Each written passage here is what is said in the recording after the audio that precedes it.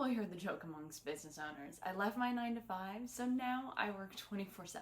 I find this to be especially true with service-based business owners who make their money primarily with their time. Whether you're a graphic designer, a therapist, a marketing consultant, or a coach. You can't fulfill your contracts without actually spending time doing what you're good at. And that means that client services will always be a huge portion of how you spend your time. I think that most service-based business owners think that once you land the clients, the money will sort of like take care of itself.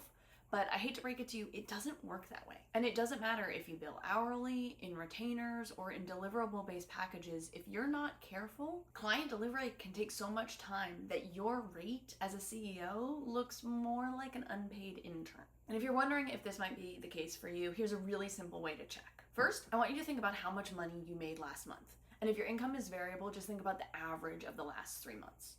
Once you have that monthly number, I then want you to go look at your calendar and try to estimate as best you can how many hours you worked last week and times it by 4.3. Some months have 5 weeks and some months have 4 weeks, and so there's just sort of generally accepted rule. 4.3 basically averages it out. Now you have roughly an estimate of the number of hours you worked per month. And so you're going to divide your monthly revenue by your monthly hours worked. And this number is your effective hourly rate as a CEO, which is very different from the billable rate that you bill your clients if you bill hourly. So you tell me, does that effective hourly rate look more like a CEO or that brand new admin assistant? If you want to see that number go up, in this video, I'm going to walk you through 5 systems you can implement in your client services that I think every service-based business owner needs, which order you should address or build them in, and the one shift in how you think about your systems that can dramatically affect how much you, the CEO, are getting paid. But before I walk you through the systems, we need to get one thing clear. When client delivery feels chaotic or servicing your client just feels all-consuming, most business owners go look for one thing to fix it. They look for a tool or a new VA or a different project management software. And when that one thing doesn't solve it, they move on to the next one. I talked to a coach and she'd been in business over 5 years but had fallen into this exact pattern. And as a result of all these times when she was feeling overwhelmed or like her time was too constrained, she would add on a tool or try a new resource. She'd ended up accumulating a bunch of VA hours and software tools that she was barely using half of. And that attributed to at least $400 per month that she was just straight up wasting trying to get one of these individual resources to solve the problem for her. Because here's the thing.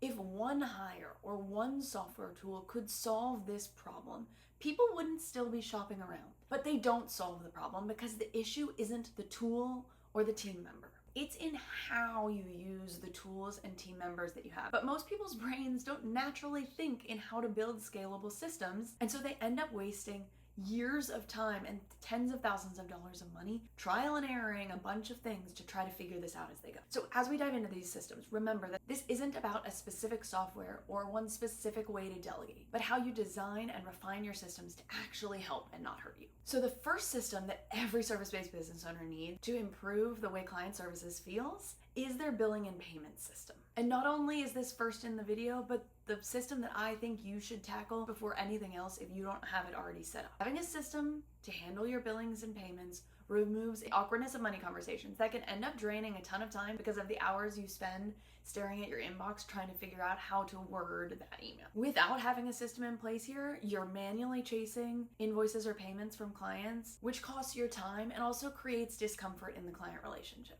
Late payments can create cash flow problems, which can lead to intermittent support from your team or tools. And awkward payment conversations can bleed into the work relationship and how you're perceived by your clients. When I say a billing and payment system, a couple of things that this can include. A system for automatic invoicing, sharing payment schedules upfront and repeatedly throughout any automated system, a clear contractual late payment policy, and a clear internal system to escalate things when things go awry. This matters not only because it gets you paid and keeps your cash flow predictable, but setting up this system is one of the foundational ways that you teach people how to treat you, which can help keep you from being perceived as more of a commodity resource than you actually are. The second system that you should build to support your client services helps eliminate one of the biggest complaints that business owners have when I talk to them about what they would like to streamline about their operations and systems, and that's scheduling. For example, that coach I was talking about was dealing with a ton of back and forth from her clients because her VA was handling scheduling things that related to her group program. But because sometimes it took a while for her VA to get things into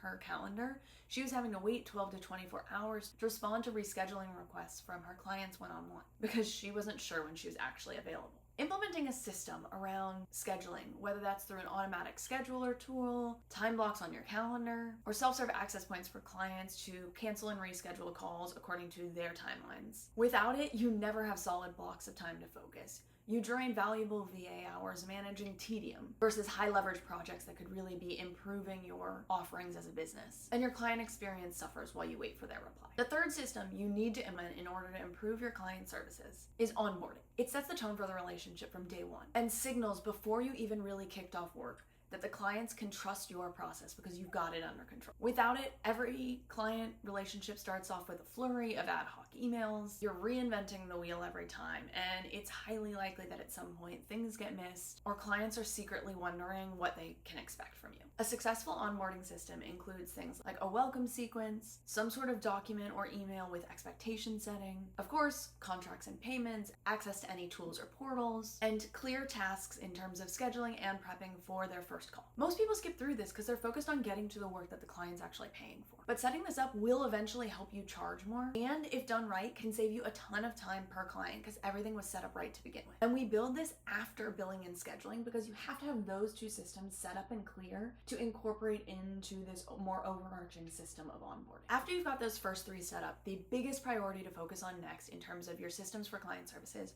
are your project and task management system. Now, most people have something in place in this regard, but having some sort of system for this gives you visibility on what needs to get done, not just for any one individual client, but across your business as a whole. It also gives you valuable information as you look back at this sort of system about opportunities for repeatable processes and standardized checklists for any given project that can reduce some of the mental load that you have as a business owner. Without it, you're working from memory and your email, you're risking things falling through the cracks, and you can't tell at a glance if a certain project is behind. In this, I would recommend having a unified system, not client specific, for tracking active deliverables, a way to set up recurring tasks, whether it's within an existing client or across common service types that you offer, and a touch point into your day-to-day life so things are coming in front of you rather than you having to go seek out that information, which will help you stay on track on the things that you may not actively be tracking in a given day. This sounds easy to implement, but it's also where a bunch of business owners get stuck because they tend to include tasks that feel too high level and keep them in that sort of how to get started paralysis because they haven't chunked things down effectively. Because when you are able to customize things to your business,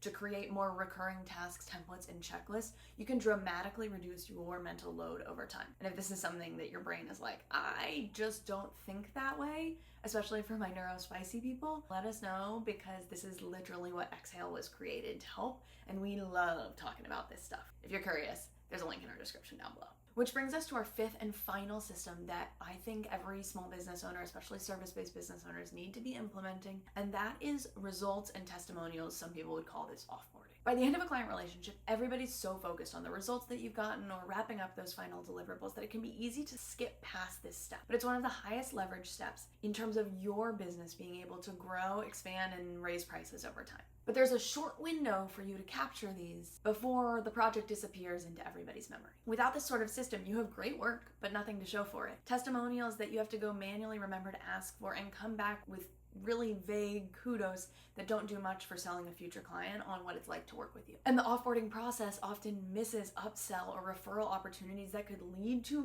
meaningful revenue over time. A good offboarding system includes a structured moment to capture outcome data, a testimonial request with guidance on formats or ideal outputs, and a record of results that you can reference in your market. Just like onboarding, a substantial portion of this can be built into automated systems so that you don't have to mentally be remembering this checklist, and the experience of wrapping up a client engagement with you feels as streamlined and premium as starting with. If you implement these 5 systems, you are already making amazing progress at upgrading your client service systems, and I can expect that you've already saved yourself a decent chunk of time. But when you think about systems correctly, there's an add-on that takes you from just getting your time back to actually growing your revenue. And that's building processes that help you be more proactive than react. And let's be clear, I'm not saying you're not already proactive, but I think the reason that a lot of service-based business owners feel like they're always chasing their to-do list is because they're reacting to when client requests or feedback come into their inbox and having to drop everything else that they're working on in order for that client to feel like they have a premium experience. Once you've got billing, scheduling, onboarding, project and client management, and your offboarding systems all built,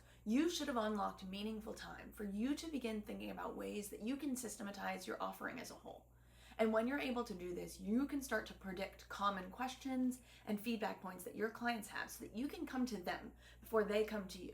And this means that you can do it on your schedule, you can anticipate their needs, and they begin to trust you even more because you know what they're going to think before they even think it for themselves. This also brings the side benefit of you being more in control of your schedule because you're bringing things in front of the client rather than responding when it's on their timeline. If you spend time paying attention to those questions that you seem to get repeatedly or the common issues that come up at certain parts of the process, you can develop resources, FAQ pages, or change the schedule of your calls to get ahead of these things so that your clients feel deeply taken care of. But if you're hearing all of this and saying, yeah, I'd love to, but with what time? This is exactly why Exhale exists, so that we can get you over the hump of getting started building these systems and give you enough time back that you can do some of the CEO and strategic level thinking to take your business to the next level. If that sounds interesting to you, head to the link in our description down below.